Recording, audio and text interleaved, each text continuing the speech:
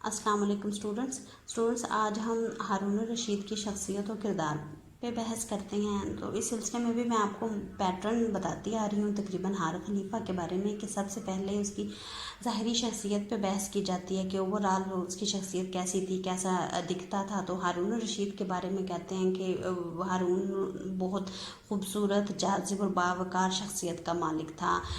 आगे उसके देखें प्रोफेशनल खसूसियात में सबसे पहले बताया जाता है कि ये बहुत ज़हीन, मुदब्बर और मुंतज़िम था। एडमिनिस्ट्रेटर बहुत अच्छा था। इसने सल्तनत का निज़ाम चलाने के लिए ज़ाती दिलचस्पी ली। खुद गलियों और बाज़ारों में बेस बदल कर जाता था और आवाम की फलाह बहबूद के लिए खुद से भी उसने ख़बर इकट्ठी करनी और ख़ुद आवाम के साथ इंगेज हुआ करता था। हारून के बारे में भी यही कहा जाता है, जो कि अबू जाफ़र मंसूर के बारे में कहा जाता था कि इसकी शख्सियत भी मुतज़ाद सिफ़ात और रुझानात का मजमूआ है, यानी कि इसमें गुड एंड बैड और ब्लैक एंड वाइट का मजमूआ था। अगर इसमें शरीयत की पाबंदी और दीनदारी के लिहाज से मेलानात और रुझानात मौजूद थे, तो दूसरी तरफ इल्म अदब या आर्ट और फ़लसफ़ा में वो फील्ड्स भी जिनका अपेरेंटली जिनकी ममानियत थी मजहबी तौर पे, उन पे भी इसकी बड़ी तवज्जो रहती थी। हारून मिजाज का तेज़ था, लेकिन उसकी अफ़ो दरगुज़र करने की भी आदत दूसरी तरफ जो है बड़ी पसंद की जाती थी। तो इस तरह की मुतज़ाद सिफ़ात पर बेस करती थी उसकी शख्सियत। हारून अपनी इंसाफ पसंदी की वजह से बहुत मशहूर है। हारून के बारे में कहा जाता है, हारून वो पहला खलीफा था जिसने बाकायदा तौर पर काज़ी उल क़ज़ा का बाकायदा पूरा एक महकमा कायम किया, जिसका काम था ये आजकल के दौर में जैसे देख लें चीफ़ जस्टिस हम कहते हैं, chief justice of supreme court है। काज़ी उल क़ज़ा दीगर अदालतों से काजियों की तरफ से जो फैसले आते थे उनके ऊपर भी मज़ीद निगरानी किया करता था। और हारून ने इस बात को यकीनी बनाया कि आवाम जो है उसको इंसाफ की फराहमी ज़्यादा से ज़्यादा आसान तरीके से की जाए। हारून की दीनदारी और शरीयत की पाबंदी मशहूर है। इसमें हारून बहुत फ़याज़ और सखी था। हुब्बे रसूल सल्लल्लाहु अलैहि वसल्लम उसकी शख्सियत का अहम खासा था। हारून को जहाद का बहुत शौक़ था। इसकी फ़ौजी तरबियत बहुत अच्छी तरह से की गई। आपने इस चैप्टर के पहले लेक्चर में बड़ी अच्छी तरह से पढ़ा है कि 16 साल की उम्र में ही इसने रोमियो के ख़िलाफ़ बहुत सारी कामयाबियाँ हासिल की। शेर व शायरी से इसको बड़ी मोहब्बत थी और बहुत से शोरा की सरपरस्ती किया करता था। मौसीकी से बहुत ज़्यादा लगाव रखता था और इस वजह से बहुत से सिंगर्स और म्यूज़िशंस जो हैं, मौसीकार हैं, वो उसके दरबार में मौजूद रहते थे। हारून को कहा जाता है कि ये ख़ानदान अब्बासिया का आफ्ताब यानी कि सूरज था, सबसे अहम शख्सियत थी। इसके दौर में खिलाफत अब्बासिया अपने अरूज पे पहुंची और इसकी वजह हारून की शख्सियत, हारून के ज़ाती और ज़हनी रुझानात और मेलानात हैं। उसकी इल्म अदब से मोहब्बत है, इल्म अदब से सरपरस्ती है, अमन व अमान के क़याम के सिलसिले में आवाम के साथ उसकी इंगेजमेंट है। अदालत का निज़ाम जो है, अदल व इंसाफ का निज़ाम, उसको बेहतर बनाने के सिलसिले में उसकी ज़ाती दिलचस्पी शामिल है। ये और तहज़ीब व तमद्दुन को आगे बढ़ाने में उसने जिस तरह से ज़ाती दिलचस्पी ली और जिस तरह से उसकी सरपरस्ती की, ऐसा हारून के अलावा इसकी मिसाल और अब्बासी ख़ानदान अब्बासी के और किसी खलीफा के दौर में नहीं मिलती है। आगे देखें स्टूडेंट, आपका एक बड़ा इम्पोर्टेंट टॉपिक है, बड़ा अहम क्वेश्चन है ये और तकरीबन ये क्वेश्चन रिपीट होता रहता है, अब मोर और लेस आता है 1, 2, 3 साल बाद आपके एग्ज़ाम्स में भी आपने इस क्वेश्चन को अच्छे से तैयार करना है। आपका ये क्वेश्चन डिफरेंट अंदाज में आ जाता है। मसलन इस तरह से क्वेश्चन आ सकता है कि हारून रशीद का दौर अब्बासियों का सुनहरी ज़माना कहलाता है, मुदल्लल बहस कीजिए। या हारून रशीद का दौर अब्बासियों का सुनहरी ज़माना है, इस पर बहस करें, दलाइल से बहस करें। या यूँ क्वेश्चन आ जाएगा कि हारून के दौर के अहम कारनामों पर बहस करें या हारून के कारहाय नुमाया क्या हैं। इस तरह आपको मुख्तलिफ़ अंदाज में रिपीट करके ये एक ही क्वेश्चन आता है, आपको पता होना चाहिए सबसे। ये आप लास्ट लेक्चर से अपने उससे ही इसको रिलेट करें कि हारून की अपनी शख्सियत और उस सिलसिले में उसने जो अपने ज़ाती रुझान और मेलानात और उनकी जिस तरह से मुअद्दब और तहज़ीब व तमद्दुन और अमन व अमान के क़याम के लिए ज़ाती दिलचस्पी ली और जिस तरह से सरपरस्ती की, इसकी वजह से अब्बासियों को इंटरनेशनल लेवल पे भी बहुत ज़्यादा पजीराई मिली। हारून रशीद का दरबार अपने दौर का एक बड़ा बहुत अहम एक मरकज़ था, जहाँ से इल्म अदब की सरपरस्ती होती थी, फ़िलासफ़र्स की सरपरस्ती होती थी। और हारून के दरबार से जो अहम फ़िलासफ़र्स और उलमा, स्कॉलर्स, फ़नून लतीफ़ा के माहिरीन निकले, उन्होंने बड़ा अहम मुकाम बनाया तारीख़ में भी और इंटरनेशनल लेवल पे भी।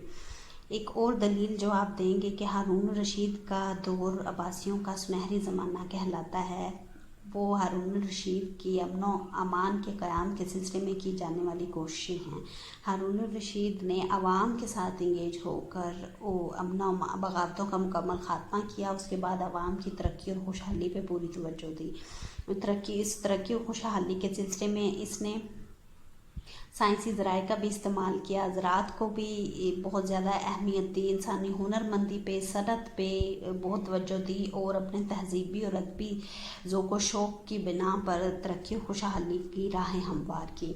हारून रशीद के ज़माने को हम इस लिहाज से भी सुनहरी ज़माना कह सकते हैं कि सल्तनत के इंतज़ाम को चलाने के सिलसिले में उसने कुछ नए इक़दामात ऐसे किए, उसकी पॉलिसीज़ ऐसी थी कि जिन्होंने उसे बड़ा कामयाब किया। उनमें से एक अहम देखें कि उसने मुख्तलिफ महकमा जात कायम किए, अलग अलग, जिन्हें दीवान कहा जाता था। ये सब महकमा जात अपने अपने फील्ड में उसके सिलसिले में, काम के सिलसिले में और उसको स्मूथली चलाने के सिलसिले में ज़िम्मेदार होते थे। और इन महकमों के ऊपर एक और महकमा कायम किया जो इन तमाम महकमों पर बालादस्ती रखता था और उसके कंट्रोल और एहतसाब के सिलसिले में काम करता था, जिसको हम आजकल के दौर का ऑडिटर जनरल भी कह सकते हैं। हारून ने जासूसी का निज़ाम बेहतर बनाया, मार्केटों में बहाव और निरख अशिया के जो हैं उसके उतार चढ़ाव के सिलसिले में मुकम्मल आगाही रखता था। इसने अपने दौर में सबसे पहले काजी उल कज़ा यानी कि चीफ़ जस्टिस का ओहदा मुतारफ़ करवाया और इमाम अबू यूसुफ़ को पहला काजी उल कज़ा मुकर्रर किया, ताकि दीगर अदालतों से आए हुए जो फ़ैसले हैं उन पे अगर नज़रसानी की ज़रूरत है तो वो काजी उल कज़ा उस पर भी तवज्जो दे सकें। पुलिस का निज़ाम बेहतर बनाया, उसको मुख्तलिफ़ हिस्सों में तकसीम किया। दारुल खुलाफा की पुलिस अलग थी, साहिबुश्शुरता महकमा पुलिस के उस सरबराह को कहते थे जो पूरे ओवरऑल मुल्क में अमन अमान कायम रखने के सिलसिले में काम किया करता था। इस तरह आम पब्लिक के लिए साहिब हिर्स नाम की जो तीसरी पुलिस फोर्स थी उसको बनाया गया। अदल के निज़ाम को बेहतर किया है। लास्ट लेक्चर से इसको सब टॉपिक से रिलेट करिएगा। डाक का निज़ाम ख़ास तौर पे बेहतर किया और इस सिलसिले में जितने भी अखराजात हुए हारून रशीद ने किए। नई चौकियाँ बनाई गई, नए तेज़ रफ्तार घोड़े जो हैं अफराद को फ्राहम किए गए और पूरी मैन पावर नए तरीके से उसने रिक्रूट की। जासूसी का महकमा बेहतर बनाया ताकि अंदाज़ा हो सके कि किस महकमे में एहतसाब की ज़रूरत है और काम कितना स्मूथली चल रहा है। रोमियों के ख़िलाफ़ हारून के दौर में पहली बार इतनी कामयाबियाँ मिलीं और सरहदी तनाज़ात में कमी हुई और अमन व अमान कायम करने में इस पॉइंट का बड़ा अहम रोल रहा। हारून के दौर में उलूम व फ़नून और साइंस की तरक्की का बहुत ज़्यादा। हारून के दौर को अब्बासियों का सुनहरी ज़माना कहने की सबसे बड़ी दलील हारून के दौर में होने वाली उलूम व फ़नून और साइंस की तरक्की है। इस सिलसिले में हारून ने ग्लोबल लेवल पे भी बहुत से फ़िलासफ़र्स और साइंटिस्ट से मदद ली और उसने हिंदुस्तान और यूनान और आसपास के एरिया से बहुत से फ़िलासफ़र्स और साइंटिस्ट को बुलाया और उनकी बाकायदा पूरी सरपरस्ती की। उलूम हिंसा की यूनानी किताबें मंगवाईं, उनके तराजुम किए गए। हारून के दरबार में मुस्लिम उलमा और मुहद्दिसीन भी बहुत मौजूद थे। उनके अहम नाम है सुफियान सौरी, इब्राहिम मौसली, अबू यूसुफ, इस तरह ये आप सारे नाम देख लेंगे। हारून के दौर में अदब, रियाजी, हदीस, फ़िक़्ह, मंतक, फ़लसफ़ा और मौसीकी पर भी खूब तवज्जो दी गई। हारून ही के दौर में आप देखें इन तमाम फ़िलासफ़र्स और साइंटिस्ट की सरपरस्ती करने के लिए हारून ने एक अहम इदारे का आगाज़ किया जिसको बैतुल हिकमा कहते हैं। ये बैतुल हिकमा बाद में एक पूरी यूनिवर्सिटी की शक्ल इसने इख्तियार की और यहाँ पे बाकायदा एक दारुल तर्जुमा, एक सब डिपार्टमेंट बनाया गया जिसका नाम दारुल तर्जुमा रखा गया, और यहाँ पे ये अहम मुतरजमीन और फ़िलासफ़र्स और साइंटिस्ट बैठते थे, और यूनानी और रोमी और दीगर हिंदुस्तानी बुक्स का बाकायदा तर्जुमा किया जाता था।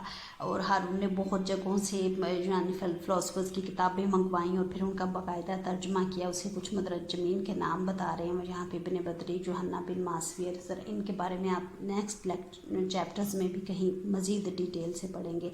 हारून के दौर में दीनी उलूम और फ़िक़्ह की बाकायदा तदवीन हुई। इमाम मालिक एक बहुत अहम शख्सियत इस सिलसिले में बहुत मशहूर हैं। हारून ने इक़्तिसादी और तिजारती तरक्की पर बड़ी तवज्जो दी, और हारून के दौर में ग्लोबल लेवल पे मुस्लिम ममालिक, मुस्लिम एरियाज़ के दीगर यूरोपी और अफ्रीकी ममालिक के साथ तजारत के अब भी आर्कियोलॉजिकल सबूत मिलते हैं। स्कैंडिनेवियंस और इस तरह बहुत से कंट्रीज़ में वो बताते हैं कि आजकल जो सिक्के दरियाफ्त हुए हैं वो बताते हैं कि अब्बासी जो हैं वो बहुत सारी अपनी तिजारत जो है वो इन एरियाज़ के साथ रखते थे। ज़राअत की तरक्की हुई, ज़राई तरक्की के सिलसिले में नई नहरें निकाली गई, आबी गुज़रगाहें नई बनाई गई, मसनूई जोहर बनाए गए, हौज़ बनाए गए और बाकायदा पूरी ट्रेनिंग दी गई काश्तकारों को ज़राई सूरत हाल को बेहतर बनाने में। हारून के दौर में सनत व हरीफ पे बड़ी तवज्जो दी गई। इसके दौर में कागज़ साजी, चीनी,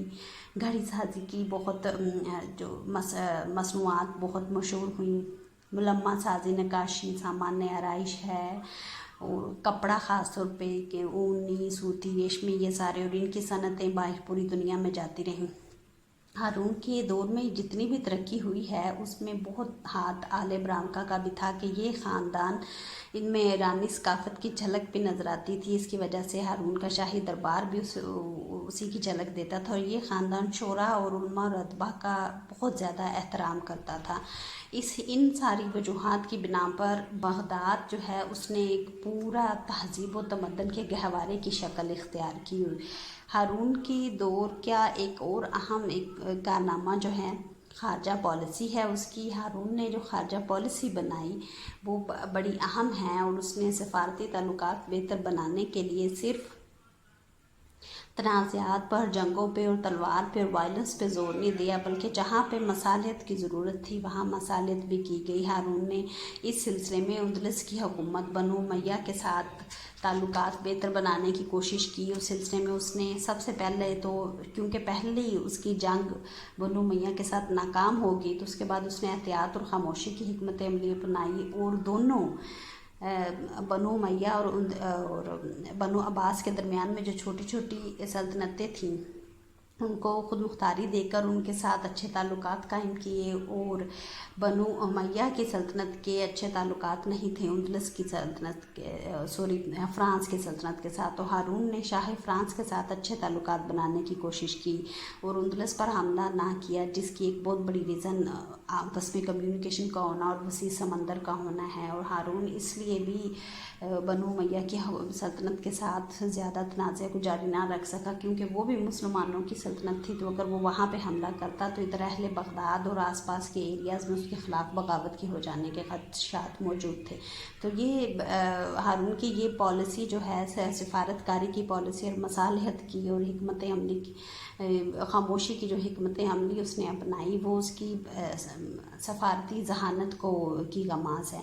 हारून ने अफ्रीकी मामलात में आप लास्ट में पढ़ चुके हैं, उसने ख़ुद देखा कि जब कम्युनिकेशन की कमी की वजह से अगर वो उस पर मुकम्मल तौर पे अपना तसल्लुत कायम नहीं रख सका, तो उसने अफ्रीका की छोटी छोटी रियासतों को खुद मुख्तारी दे दी और उनसे टैक्स वसूल करना शुरू किया। इसी तरह उसने बाज़नतीनी हुकूमत यानी कि मशरक़ी कलीसा की हुकूमतों के साथ भी पहले उनके साथ जारहाना पॉलिसी रखी, लेकिन जहाँ पे मसालियत की ज़रूरत थी फिर मुआहिदा भी किया। और हारून ने मगरबी कलीसा यानी कि रोम के साथ भी अपनी मसालहत और मुआहिदात की पॉलिसी को अपनाने की पूरी कोशिश की। तो स्टूडेंट ये आपका था आज का लेक्चर। आज के लेक्चर में आपने 2 टॉपिक्स को कवर किया है। पहला हारून की शख्सियत और किरदार, और दूसरा था हारून के दौर को अब्बासियों का सुनहरी ज़माना क्यों कहा जाता है। ये कुछ आपने इसकी अहम दलाइल हैं जिनको आपने अच्छे से बयान करना है। और आपको मैं एक छोटा सा होम टास्क देती हूँ। वो होम टास्क आपका ये है कि आपने हारून के दौर में होने वाली इल्मी और अदबी तरक्की पर बहस करनी है। इस सिलसिले में आपको छोटा सा हिंट दे देती हूँ। आपने लोगों फन और साइंस की तरक्की, बैतुल हिकमा और दीगर आप देखेंगे जहाँ जिन सब टॉपिक से आपको अपनी होम टास्क से मुतल्लिका मटीरियल मिलता है, उसको लेकर इस पर एक हारून के दौर में होने वाली इल्मी और अदबी तरक्की पर एक पूरा मुफस्सल सा नोट तैयार करें। तो